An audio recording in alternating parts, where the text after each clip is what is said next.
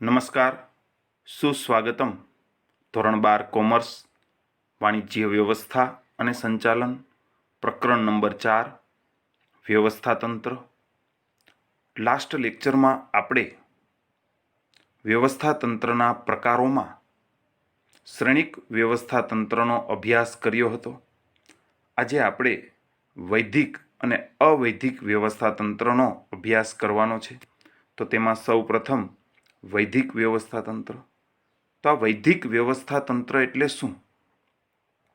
તો કે વ્યવસ્થાતંત્રમાં વિધિસર કર્મચારીઓની નિમણૂક થાય, તેને વિધિસર સત્તા સોંપવામાં આવે, જવાબદારી વિધિસર સોંપવામાં આવે, કાર્ય અને ફરજોની સોંપણી કરવામાં આવે, તો તેને વૈધિક વ્યવસ્થાતંત્ર કહે છે.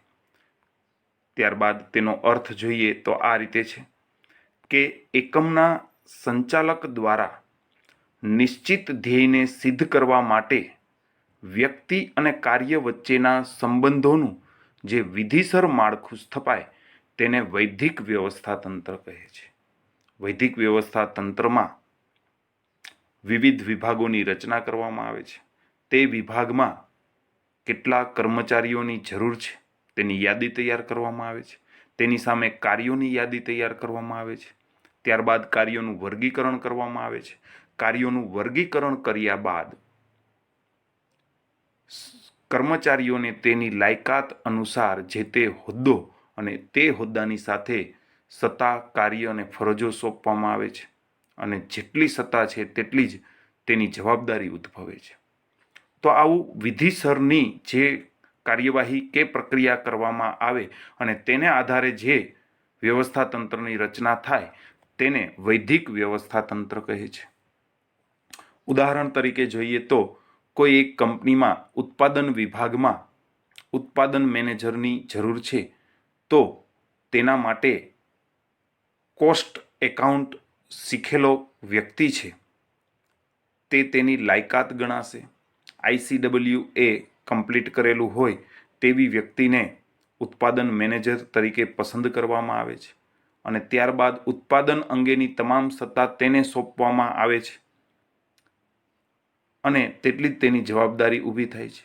હવે આ ઉત્પાદન મેનેજર છે તે તેની નીચેના અધિકારીઓને સત્તા અને કાર્યની સોંપણી કરશે. આ અધિકારીઓ તેના સુપરવાઇઝર તેના કામદારને. તો આ જે વિધિસર કાર્યની સોંપણી થાય છે તેને વૈધિક વ્યવસ્થાતંત્ર તરીકે ઓળખવામાં આવે છે. ત્યારબાદ તેની લાક્ષણિકતાઓ જોઈએ તો નંબર 1, વૈધિક માળખું. આપણે અર્થમાં જ જોઈ ગયા કે વિધિસર સ્થાપના થાય છે, વિધિસર કર્મચારીઓની નિમણૂક થાય છે, વિધિસર સત્તા અને જવાબદારીની સોંપણી થાય છે. તો આ વૈધિક વ્યવસ્થાતંત્ર છે તે એક વૈધિક માળખું છે તેમ કહી શકાય. ત્યારબાદ અપરિવર્તનશીલ. આમ તો કોઈ પણ વ્યવસ્થાતંત્ર છે તે પરિવર્તનશીલ હોવું જોઈએ તે બાબત આપણે આગળ શીખી ગયા, પરંતુ વૈધિક વ્યવસ્થાતંત્ર છે તે મહદ અંશે અપરિવર્તનશીલ હોય છે, સંપૂર્ણ જડ હોતું નથી. આ પ્રકારના વ્યવસ્થાતંત્રમાં કર્મચારીઓ છે તેની નિમણૂક એક વખત થઈ ગઈ અને તે નિમણૂકનો જે હોદ્દો છે તે હોદ્દા પ્રમાણે તેને જે સત્તા મળી જાય છે તે સત્તામાં મહદ અંશે ફેરફાર જોવા મળતા નથી.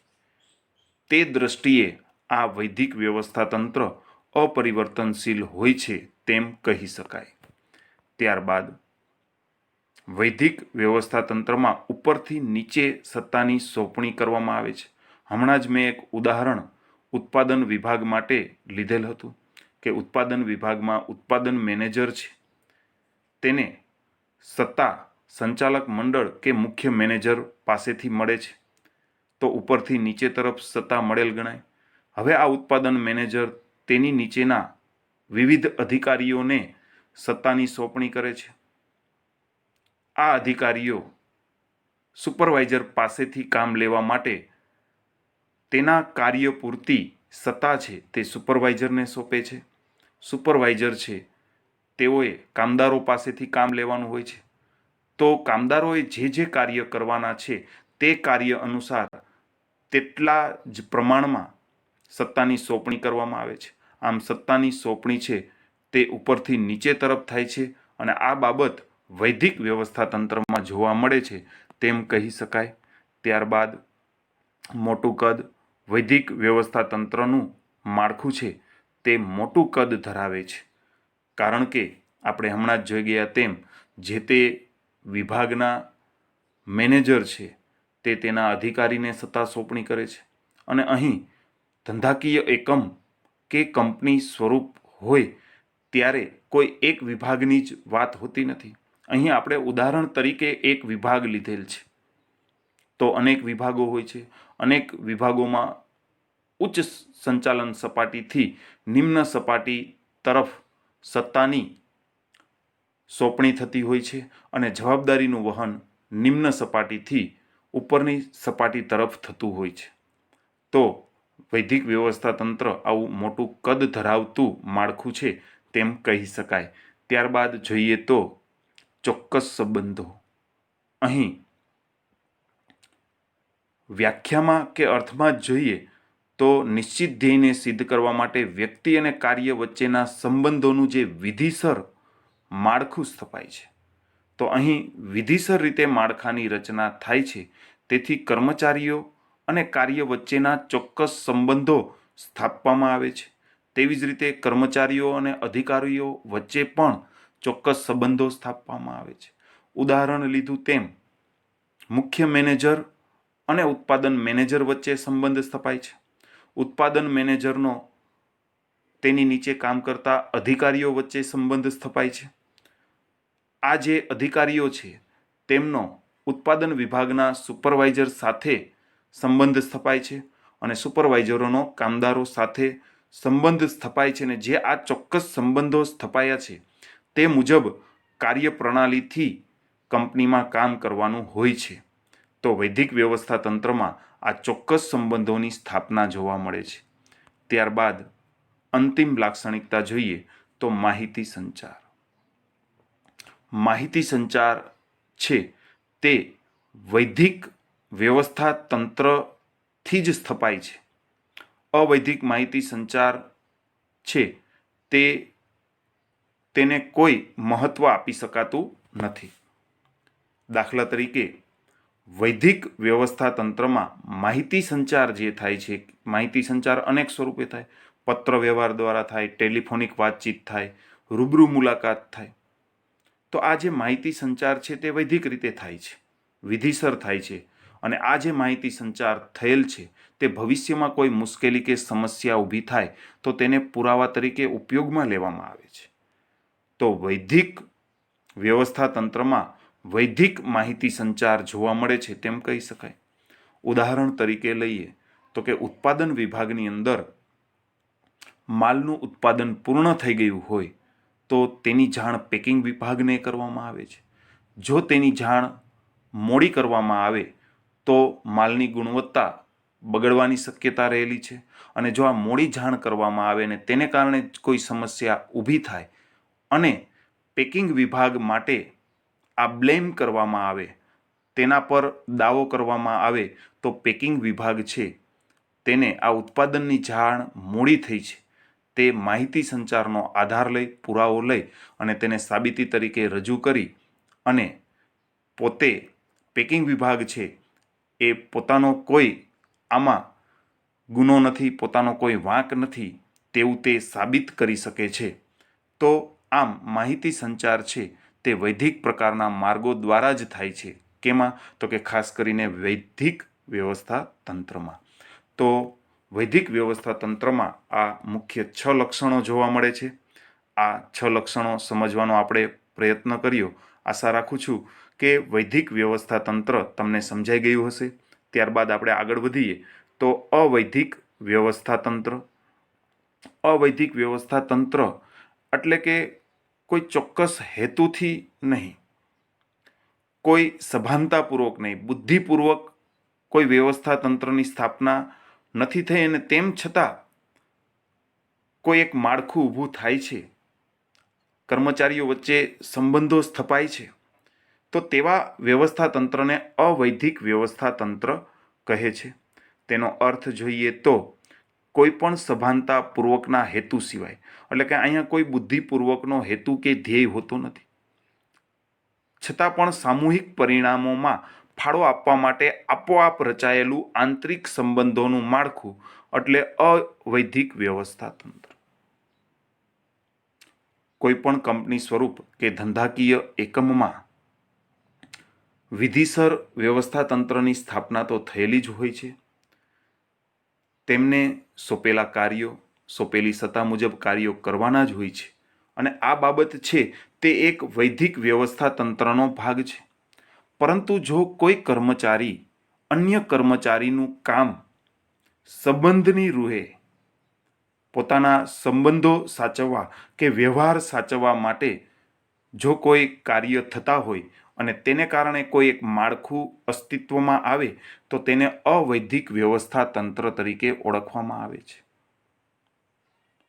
વ્યવસ્થા તંત્રમાં કામ કરતી વ્યક્તિઓ વચ્ચે વિશિષ્ટ સામાજિક સંબંધોનો વિકાસ થાય છે અને આ સંબંધો છે તે વ્યવસ્થા તંત્રમાં કુદરતી રીતે ઉદ્ભવે છે અને આ કુદરતી રીતે ઉદ્ભવેલા સંબંધોને આધારે જે કાર્ય પ્રણાલી અપનાવવામાં આવે તે અવૈધિક વ્યવસ્થા તંત્રને સમજાવે છે, અવૈધિક વ્યવસ્થા તંત્રનું સ્વરૂપ સમજાવે છે.